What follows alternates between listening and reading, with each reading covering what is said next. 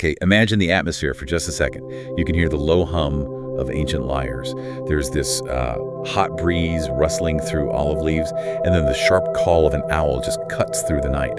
We're not just talking about a character from some storybook today. We're talking about, like, intellect incarnate. That's a very evocative way to start, and you're right to set that tone, because we're looking at a figure who really bridges the gap between, the total chaos of the cosmos and the structured order of human civilization. We are diving deep into the source material, from Echoes of Olympus to explore Athena, the Greek goddess of wisdom, strategy, and what the text calls civilized warfare. Right. And honestly, looking at these notes, this isn't just a list of myths.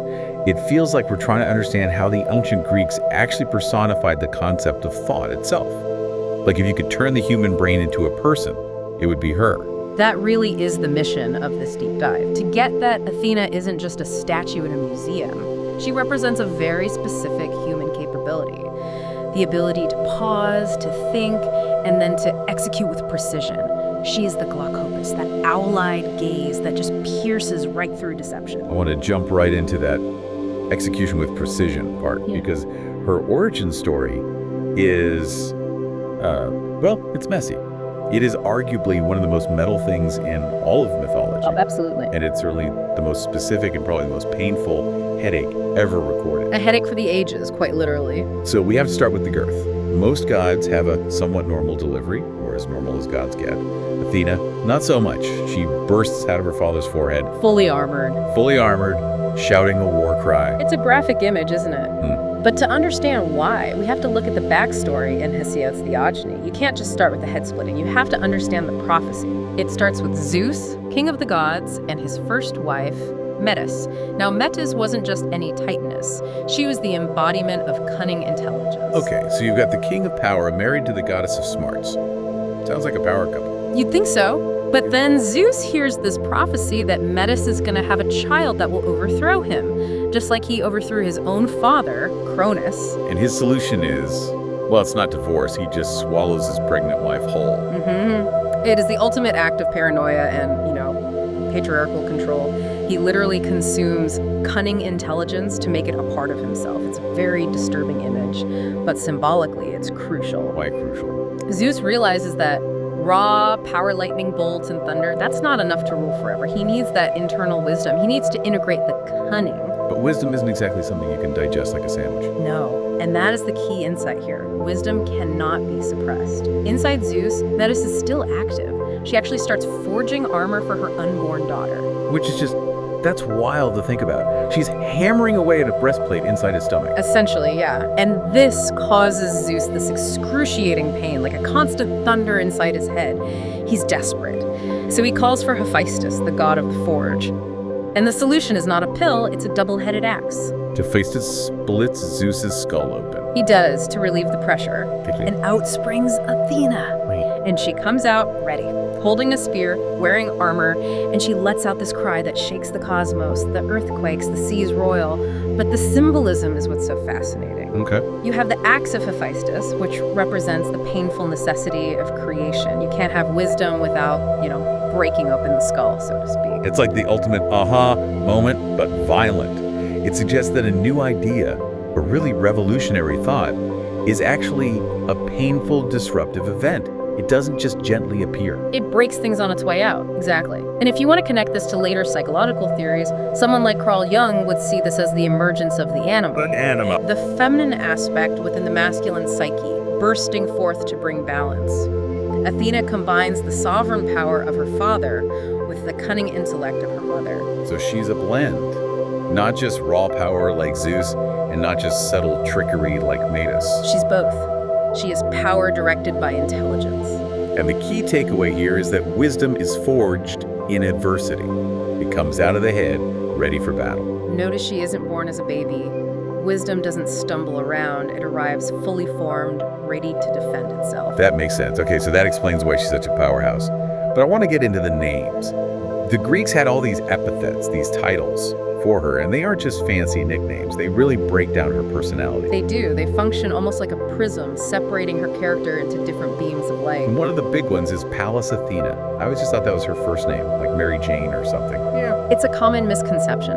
The The source material gives a couple of origins, and they're both pretty instructive. One is that she slew a giant named Pallas during the Great War between the gods and the giants. And get this, she skinned him to fashion her shield. Okay, that is intense. A very visceral reminder that she is a war goddess. Yeah. She's not just sitting around contemplating geometry. Not at all. But another interpretation comes from the Greek word palin, which means to brandish, as in shaking her spear. Either way, Pallas emphasizes her role as a formidable warrior. She is active, not passive. Then you have Athena Parthenos, the virgin. Now today we might hear that and just think about chastity, but the notes say it's much deeper for the Greeks. Much deeper. It represents autonomy, independence. She is untouched by the passions that ensnare others. In the Greek mindset, romantic love or lust, that could be seen as a chaotic force that compromises your judgment. Athena is free from that. It allows for pure focus. Exactly. Pure, unadulterated focus on craft and reason. She's in a perpetual flee state. I like that, the goddess of the flow state. And that connects perfectly to another title, Athena Ergain, the worker. She isn't just a general on a battlefield, she's an artisan. She's the patron of weaving, pottery, shipbuilding. Which seems like such a weird mix, right? War and knitting, how do you reconcile those? Not to the Greeks. Think about it. Both require structure, mathematics, and planning. Whether you are weaving a complex tapestry or organizing a phalanx of soldiers, you're imposing order on raw materials. Okay. You're using your mind to create structure out of chaos. That is technique skill or craft. I love that. It frames warfare not as just a brawl, but as a craft, a discipline. To Athena, a battle plan is just another form of weaving. You're weaving fates together into a victory. You mentioned the owl-like gaze earlier, glaucopus. Does that just mean she had big eyes, or? It's more metaphorical. It refers to the owl's ability to see in the dark. Wisdom is the ability to hunt for truth in the darkness of ignorance. It's vigilance, piercing through the fog. While others are sleeping, the owl is watching. Speaking of hunting and fighting, let's look at her gear. We talked about the spear, but she also has the aegis. That's her protective cloak, right? The aegis is fascinating.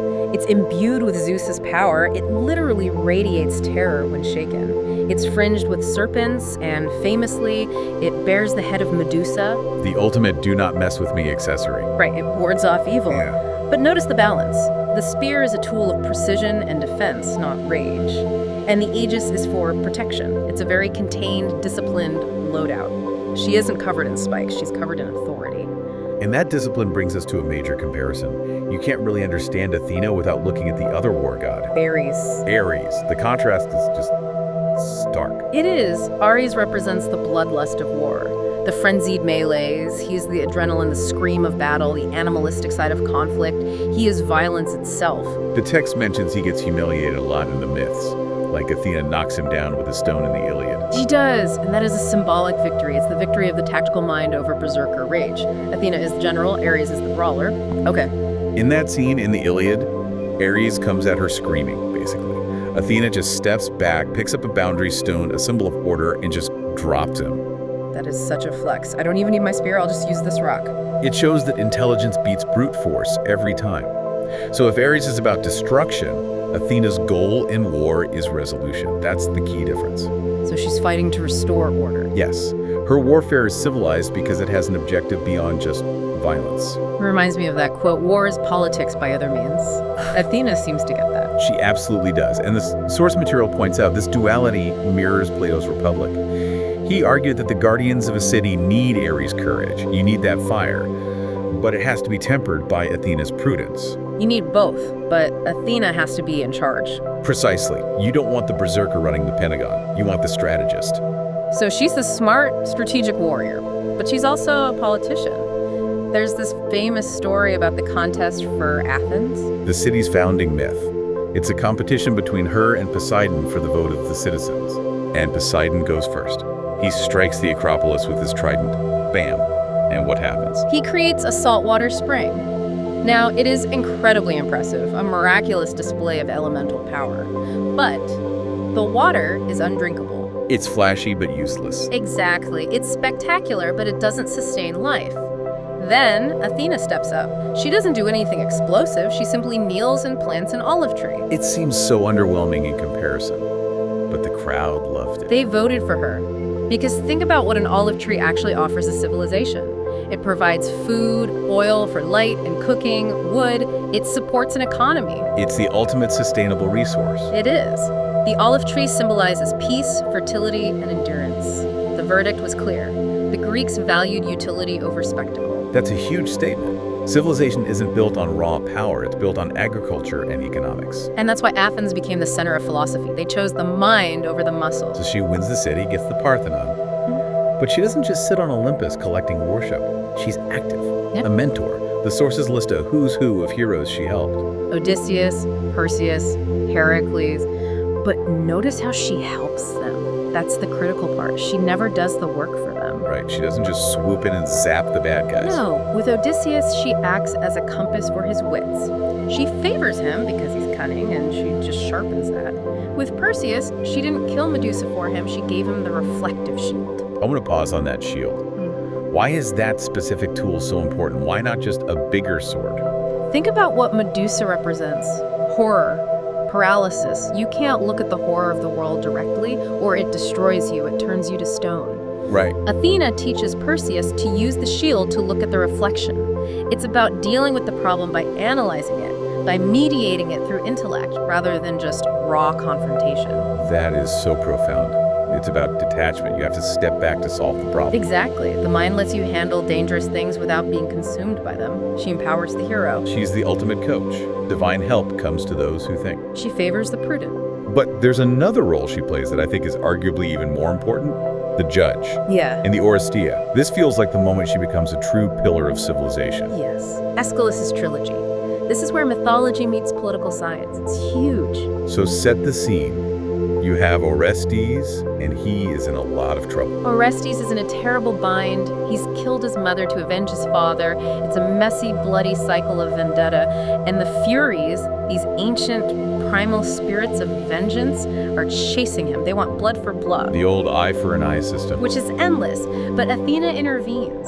And she doesn't just fight the Furies. Instead, she establishes a trial. She sets up the Areopagus, the first court. She brings in a jury of citizens. This is the invention of due process. And philologically, yes. And when the jury has hung a tied vote, Athena casts the deciding vote. To acquit him. Yes. She breaks the cycle of blood vengeance. This moment symbolizes the shift from tribal vendetta to the rule of law. She teaches them that justice isn't about emotional retaliation, it's about rational deliberation. Wow, that is a massive leap. She's not just teaching them how to weave or fight, she's teaching them how to be a society that doesn't just kill each other. She is the architect of civilization in the truest sense. The philosophers then must have loved her. They weren't usually fans of the myths, were they? Generally not, but they made an exception for Athena. Socrates and Plato saw her as the ideal of logos, of reason over mythos, mere storytelling. She was the divine intellect. And culturally, she's everywhere.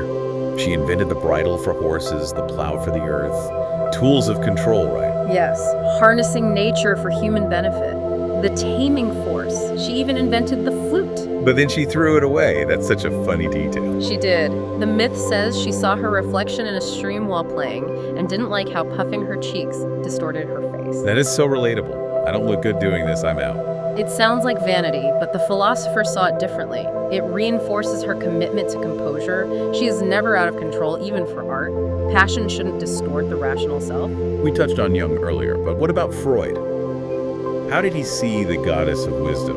Freud saw her as a representation of the superego, the part of the psyche that represses instincts and enforces moral standards. The voice in your head telling you to do the rational thing, not the impulsive thing. And Jung saw her as the bridge between the unconscious and the conscious mind. She's the thought that rises from the deep like rising from Zeus's body and becomes clear and actionable. She is the moment you finally understand. It's amazing how one character can hold so much weight, from a headache to a modern courtroom. It really is. She's the archetype of the enlightened leader, the disciplined mind. She teaches that true power isn't about how hard you can hit. It's about the mind's forge. Exactly. It's about what you can build, how you can plan, and how you can protect. So what does this all mean for us today? Well, we're looking at an aspiration. The Greeks were terrified of chaos, the sea, war, emotions. Athena was their answer to that fear. She was the promise, and if you use your head, if you stay calm and strategic, you can survive the chaos. You can build something that lasts. She takes the terrifying power of the gods and makes it usable for humans. And she reminds us that wisdom is active. It's not just sitting in a library. It is armed. It goes out into the world and it builds things and it defends things. I want to leave everyone with one final image. We talked about the Aegis earlier. A powerful image. If wisdom is a weapon, it's a complicated one. The Aegis has the head of Medusa on it, pure terror. Yeah. But it protects the goddess of reason. It suggests a provocative thought, that wisdom requires authority. It requires the capacity for terror, the ability to be formidable. In order to protect reason, you can't just be right. You have to be strong enough to defend what is right. Wow. The Aegis reminds us that reason needs a shield, and sometimes that shield needs to be scary enough to keep the monsters at bay. That is definitely something to chew on. You can't just be smart, you have to be ready to stand your ground. Indeed. Well, this has been a journey from the forge of Hephaestus to the courts of Athens. Thank you for helping us navigate the mind of Athena. It was a pleasure. Until next time, may wisdom guide your path.